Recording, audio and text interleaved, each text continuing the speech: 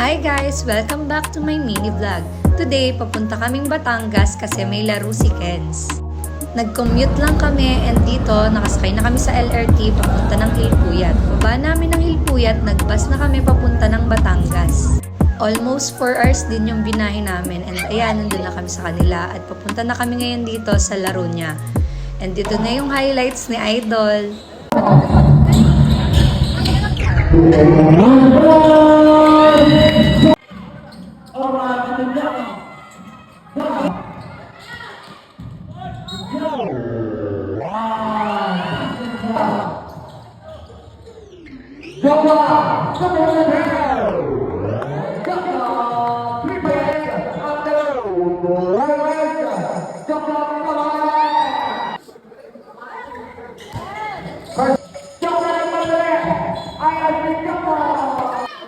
Congrats everyone! And ang best player natin Iya.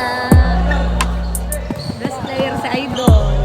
Hey! Follow guys! Ayan yung Taal Church guys. Sobrang ganda talaga niyan. Pinabol ng asa eh.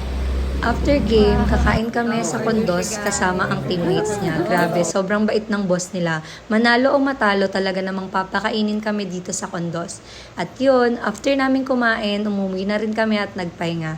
So yun lang. Thank you so much guys for watching. Bye!